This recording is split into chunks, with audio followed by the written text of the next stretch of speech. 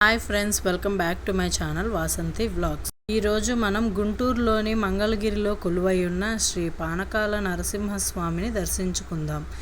ఈ దేవాలయం స్థల పురాణం విషయానికి వస్తే, పూర్వం నముచి అనే ఒక రాక్షసుడు తపస్సు చేసి బ్రహ్మను మెప్పించి ఒక వరాన్ని పొందాడు. తడి లేదా పొడి ఆయుధాలతో నన్ను ఎవరూ సంహరించకూడదు అని ఒక వరాన్ని పొందాడు.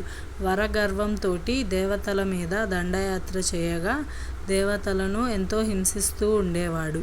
అది తెలుసుకున్న ఆ శ్రీ మహావిష్ణువు సుదర్శన చక్రాన్ని తన మీదకు సంధించగా నముచి సూక్ష్మ రూపంలో ఒక గుహలో దాగి ఉన్నాడు. ఆ గుహలోకి సుదర్శన చక్రం నరసింహస్వామి అవతారంలో వచ్చి నముచిని సంహరించింది.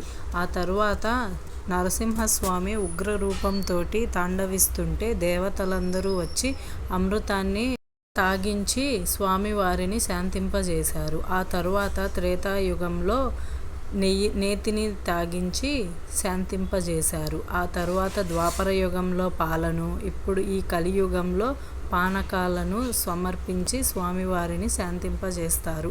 స్వామివారు పానకం స్వీకరించేటప్పుడు గుటకల శబ్దం కూడా మనం వినవచ్చు. Please like, share and subscribe my channel.